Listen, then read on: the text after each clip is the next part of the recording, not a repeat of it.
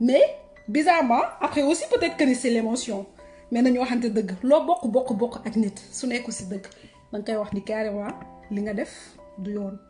mu nekk sa papa au contraire yow sax yow yaa ko waroon woo si ruq normalement yow mi di jigéen capable jur xaw ma ndax am nga doom xaw ma ndax amoo doom nga woo ko ci ruq ne ko carrément ah papa li nga nekk di def ni du yoon ndax nit moom su fekkee ni jàppale woo ko bu ko gën a déposséder surtout nag moom si lu mu am loolu moom mooy dëgg waaye de toute façon moom ci bopp moo xam na ni carrément bu muy bind réer na ma lire leen juste extrait ou publication bu mu def da ko supprimer da ko supprimer genre on va dire 45 minutes après mu supprimer publication bu colossal la je vais juste lire li nga xam ne moom moo si gën a contradictoire en fait pour moom dafa am ay politiciens yoo xam ne dañuy attaquer papam loolu la wax léegi mu ne c'est peine perdue monsieur Babacar Ngom a travaillé honnêtement et dignement toute sa vie pour réaliser ce qu'il a construit. Il a toujours travaillé durement en ne comptant que sur lui-même et sur ses équipes. Son credo a toujours été le respect, la justice et la droiture. Ok bañuñu sauf que respect justice ak droiture da nga koy dundee ku respecté boppam du def corruption quoi. ku respecté boppam du ger nit ku respecté boppam du joxe 2 millions pour nit ñi jox leen li nga xam ne loolu la ñuy dundee heureusement nag ba paa bi dinkilee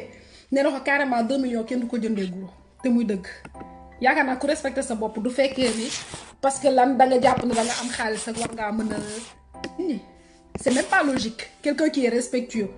lii nii waroon na censé être des exemples nit ñi faale ñu woon milliards yi ngeen am au contraire jóge ci benn affaire dal ci beneen affaire ñëpp dañoo am envie mel noonu ñëpp dañoo am envie tekki ñëpp dañoo am envie di gis ay exemple mais su fekkee ne sa système ya da nga kaa teg si capitaliste ba pare bëgg a gëmloo nit ñi ci intérêt Sénégal la bu la ñu jàppee comme ay dof Sénégal dëgg la ñi ci jàng bëri na mais jàng taxul nga muus de il suffit juste que tu utilises ta tête léegi mu ne toutes les règles administratives en fait ont été respectées. 224 hectares de ce terrain ont acquis le statut de titre foncier suivant un décret présidentiel signé en 2019 au nom de la Sedima, sûrement par le président Macky Sall puisque c'est un décret présidentiel. Les 76 hectares restants situés à la lisière du village de Djilah, bien que délibérés au nom de la Sedima, sont encore exploités par les populations. Il est à noter que ce périmètre n'a rien à voir avec la partie qui suscite la convoitise de certaines personnes. Elle a été hyper contradictoire parce que tu peux pas dire que c'est que 224 hectares, les 76 hectares restants situés à la lisière du village, bien que délibérés au nom de la Sedima, sont encore exploités par les populations. Pourquoi ce fait que délibéré au nom de la population, c'est encore exploité par les populations? C'est parce que vous n'avez pas le droit. C'est simple. C'est pas parce que vous avez des milliards, c'est pas parce que vous baignez dans je sais pas quoi, man j'ai l'impression que ni ñii di am dañuy gën a tiit ñii di am dañuy gën a bëgg daal di am comme nañ koy waxee rek du baadoo la mooy rey moromu baadoo la au contraire parce que nit fii nii soo amee 200 ci ngay gën a mën a partager ak koo ni koo xam ne amul dara pour mun ko may juróom fukki dërëm wala ba 100 francs wala des fois 150 nit ñi amuñu problème boobu pauvres yi ñoom ñooy aider entre ñoom mais riches yi lépp lu ñu bëgg moom mooy décapiter c'est tout ce qu'ils cherchent. Déjà que dans pays, c'est hyper mal organisé. Vous empruntez un système capitaliste que les jeunes ne comprennent même pas. Vous êtes trop dans l'abus. Franchement, vous êtes trop dans l'abus. Nit nak mom su la respecter dang koy respecter. Vous avez déconné. Surtout yow mi nga xamné yow yaay jigéen. Li ni normalement yow ya ko wara ñëk comprendre parce que tu es censé avoir des enfants, tu es censé être mère. Xawma ndax nek nga ko wala bok nek goko. Mais au moins nga am au moins une once d'humanité su fekkee ne sa papa il est incapable de le faire yow essaye waaye tiit rek bëgg xaalis ba mu jaral la lu nekk li ma si gën a reetaan lu nag moom mooy mu ne attendez je vais vous montrer parce que wax sans preuve moom des fois dafay soof quoi. Le groupe Sedima n'a jamais cessé de tendre la main à tout le monde sur la voie de la construction citoyenne et du renouveau économique. L'œuvre d'un homme comme Babacar Ngom est à magnifier et à soutenir. Il a dévoué toute son existence au service de son pays et des populations sans calcul ni arrière-pensée. C'est pas vrai. Ce fait qu'on est amoul ou calcul ni arrière-pensée. bien vrai que ni da nga am ay lien ak KFC et on sait tous que ni c'est de la merde waaw ñu si bëri ñu ngi si diaspora bi xam nañu c'est de la merde KFC mënoo ko lekk ci une semaine sinon moom bonjour indigestion ulcère ak lu kenn xamul duulin bu bëri ginaar boo xam ne kenn xamul nan lañ koy kiiwee kenn xamul ndax respecté ngeen conditions d'hygiène ou pas on le sait pas du tout te ñëpp xam nañ ne cholestérol lay gën a indi que leneen kon nag moom bu leen wepp te bu leen laisser au service de la population sinon même su fekkee da ngeen a employé on sait très bien que vous vivez à la sueur des personnes qui sont employées richesse bi kenn nan lañ koy wax sax diviser wuñu ko séddale wuñu ko de façon équitable donc arrêtez de penser que les gens sont bêtes léegi man li may terminer moom mooy leen on va signer la pétition su ma paree s'il vous plaît ku nekk na ko jël comme si en fait dans toute l'histoire à celui qui a signé le décret waaw Macky la loolu kay moom dafa leer wax nañ ci ba pare Macky Sall Cheikh na Ouattara Macky Sall la kay bien sûr léegi man ce que je propose moom mooy on va tous signer la pétition on va leur montrer que la jeunesse n'est pas en train de dormir jeunesse bi nekk ñu ci réseaux sociaux yi kese pour wax on peut mettre en place des actions qui sont concrètes signature pétition moom su amee ay 30 000 40 000 forcément dina ko gis su fekkee nag moom bëggul dellu ginnaaw si boobaa nag on va utiliser les grands moyens parce que nag ñu jox la 224 mënu la doy foog nga jël leneen li nga xam ne moomu la juste parce que da ngaa gourmand da ngaa tiit avarice ak gourmandise dafa ëpp c'est un péché sax c'est un péché c'est grave on va tous le signer ci suuf ñun ñëpp ñu partager ko on va partager comme quoi Macky Sall président Macky Sall on va le taguer c'est pas parce que dañ koy taguer que c'est un délit c'est pas du tout un délit su fekkee ne délit la duma leen ne pour ngeen def ko te tamit duma leen ci dugal j'assumerai toute seule président Macky Sall dinañ ko tegee Babacar Ngom Sedima ak Ndingler pour que affaire bi am ampleur bu mu am parce que médias yi c'est des collabos imagine su fekkee ne da nga dugg ci internet je vous prends en témoin soo duggee ci internet pour taper litige foncier Babacar Ngom Sedima wax leen ma ndax di ngeen ci gis médias yu mag yi sérieusement xool leen bu baax nag di ngeen ci c'est des collabos ñoo ci gën a bon vous êtes censé être le 4e pouvoir vous êtes censé représenter le peuple mais yéen si gën a bon sax juste parce que dañ leen di jox ay miettes yoo xam ne loolu noonu doyew leen ko dara vous êtes même pas indépendant vous êtes incapable de soutenir le peuple buñ ko kiiwee ngeen bëgg étouffer affaire bi parce que lan c'est un milliardaire et le peuple qui est en train de souffrir kon yow yéen kay moom le peuple vous êtes même pas là pour le peuple en fait ñu ngi ci gis moom mooy ay médias yi nga xam ne genre mënuma ne amuñu doole mais siiwuñu torop mais quand même ñu ngi def seen liggéey comme par exemple di nga gis Halima wala ñeneen ñi mais ñu ci bëri ay lan lañ lay yóbbu ay 2019 2018 2013 lañ lay yóbbu litige foncier yooyu noonu alors que ne lii ne ñu ngi ciy wax ça va bientôt faire 2 jours gisoo ci benn média c'est des collabos ñoom ñëpp ne patt noppi si lu ñu leen di jox est-ce que moom moo ëpp seen i dignité lu ñu leen di jox est-ce que moom moo gën a rëy population bi lu ñu leen di jox parce que tamit gis nga dëkk bu ñu koy defar dafay fekk ne ñi nga xam ne ñoom ñoo nekk à la tête su fekkee ne mënuñu baax le minimum moom mooy 4e pouvoir bi ki nga xam ne moom mooy communication mu mën a baax mu mën a réitérer nekkawu leen fi dara lu dul di copier coller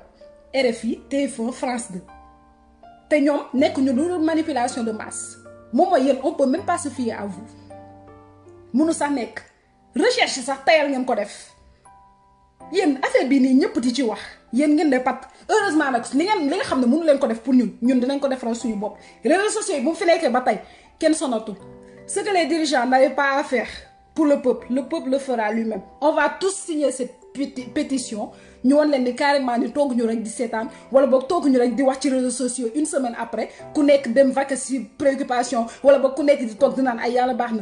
na c'est fini c'est terminé tout ça loolu noonu nañ ko bàyyi ak suñu maam yi nañ ko bàyyi ak suñu yaay yi yàlla bu mu baaxee du tey te yàlla day continuer du baax ñuy dund ñuy dee yàlla dafay continuer du baax te yàlla bu mu ñu wanee baaxaayam dafa yàgg bu mu ñu joxee lépp li nga xam ne moom la ñu soxla ba pare toog di ko seetaan foofu la ñu wanee ne baax na kon nag bu ñu nañu arrêté ak yàlla baax na yu dul jeex ñun ñëpp on est des croyants mais nag moom su fekkee ne justice dafa taxaw nga taxaw fi nga taxaw tu es complice et tu ne mérites pas qu'on s'apitoie sur ton sort loolu moom mooy dëgg je vais vous donner le lien de la pétition juste ci suufu kii bi na lañ koy wax sax ci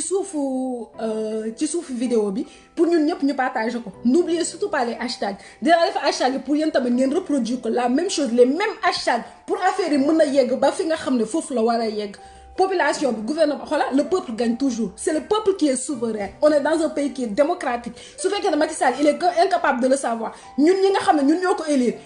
dinañ ko xamal loolu moom mooy dëgg mënuñu toog nag ba 2024 Macky Sall duñu bëgg a rey mënuñu toog ba 2024 c'est impossible 2024 dafa sori fa lañ nekk 2020 4 ans après yéen gis ngeen scandale yu ñuy nekk di dégg yëpp combien de scandales la ñuy nekk di dégg par rapport ak Macky Sall tu as l'impression que ni il s'en fout en fait tu as l'impression que ni lépp lu ko ñor soo koy wax si lii ci Twitter muy wax ay waa j'ai vu xaw ma lan moo nomoo la gag j'ai vu ça mais li nekk si dëggam sax il est incapable d'en parler da ngeen koy gis muy génn su fekkee ne ay scandale yu mag dafa am moom kenn normalement moom moo waroon ne carrément Babacar Ngom non retire-toi c'est la terre de leurs aïeux am nañ ci droit comme on est incapable de faire une délimitation qui est concrète par rapport ak ville wala boog village ba village retirez-vous 76 hectares ça leur appartient yamal ci say 224 def ci lu la neex sauf que ni amoo sax droit di polluer ku nekk na yem ci kiiwam na lañ koy wax sax ci domaine am loolu kay le responsable di def mais bon bref comme il est incapable de le faire nous on va le faire je vais tous vous envoyer le lien enfin je vais pas vous envoyer le lien mais dinaa ko def si suufu kii bi fii pour ñun ñëpp ñu signer ko et je vous en prie nañ ko def affaire bu personnel du sama na lañ koy wax sax voyez pas ma personne mais plutôt les idées que ñun ñëpp moom la ñu nekk di dégager idées yi nga xam ne ñun ñëpp moom la ñu bëgg idées yi nga xam ne ñun ñëpp moom la ñu bëgg itamit développer on va le faire ensemble nous serons plus forts par contre su fekkee ne nag moom nous serons désunis forcément lu ñu bëgg du ñu mës a atteindre suñu objectif loolu moom mooy dëgg il faut qu'on se réunisse il faut qu'on soit solidaire lépp li nga xam ne dafa dal kii ñun ñëpp ñu sentirandoo ko mu mel ni comme si suñu propre waajur la dal lépp li nga xam ne dafa dal kële ñun ñëpp ñu sentir ko mu mel ni comme si ñun la dal suñu gëm-gëm lu ñuy wax loolu ci boppam la war a mën a gën a feeñ te loolu moom mooy dëgg mënuñu nag saa su nekk Sénégal dëkku teraanga dañ koy wane dëkk teraanga du wax kese Sénégal dëkk teraanga la d'accord dëkk jàmm la mais loolu noonu dañ koy wane mënuñu nekk si jàmm di lekk ba suur di naan ba màndi alors que ni ñeneen ñu ngi dee ak xiif mënuñu nekk si jàmm di lekk ba suur di naan ba màndi alors que ni ñeneen ñu ngi subir injustice ci suñuy bët te ñun nous sommes incapables d'en parler wala boog nous sommes incapables de poser ne serait-ce que moindre acte peut-être que on n'arrivera pas à changer le monde mais nous ferons partie des personnes qui le feront bouger loolu moom mooy dëgg te fii nii képp kuy dund tu as une part de responsabilité par rapport à ta génération soit nag tu décides de l'accomplir soit tu es complice c'est aussi simple que ça empathie nag moom ñun ñëpp la war égoïsme baaxul ci kenn baaxul sax ci dëkk dirigeants yi ñoom moomuñu peuple bi dirigeants yi moomuñu pays bi ñun ñoo moom suñu dëkk ñun ñoo war a lijjanti suñuy future génération ñun ñoo war a lijjanti suñu avenir u doom si on continue comme ça si on est incapable de se sacrifier pour nos enfants kan moo koy def y aura personne qui va le faire suñu dund si boppam moom moo métti waruñoo seetaan en fait suñu doom di dund même chose 1960 ba tey c'est la même chose peut-être que ni chance bu ñu am tey di wax ci réseaux sociaux yi suñu papa yi wala boog suñu maam yi suñu ko amoon tey ji duñ fi yegg imagine Cheikh Anta Diop su fekkee ne mu ngi dund heure bii ni ci réseaux sociaux yi par rapport ak lii nii yëpp yaakaar naa ne dina gën a développer parti bi nga xam ne Senghor da ko xajoon instant bii nii ñun ñëpp dinañ nekk ci ginnaawam qu'on se dise la vérité il faut vraiment qu'on se soude qu'on s'unisse et qu'on soit déter surtout c'est ça qui est important il faut vraiment qu'on soit déter pour wan leen ne nekk ñu kese ci ay wax dëgg la de ñu ngi wax mais tamit dinañu poser ay actes yi nga xam ne ce sera consécutif plan A plan B plan C peu importe fu ñu fekk si ñu wan leen carrément ñun nous sommes déterminés et nous allons obtenir notre objectif c'est lutter contre l'injustice de quelque forme nag que ce soit peu importe ta religion peu importe li nga doon peu importe ton appartenance confrérie peu importe loolu noonu c'est pas important c'est pas du tout important peu importe fi nga mënti bokk l'essentiel c'est qu'on est des frères en humanité non seulement ñun ñoo bokk dëkk bi mais tamit ñun ñoo bokk fépp fu ñu mënti nekk c'est ça qui est important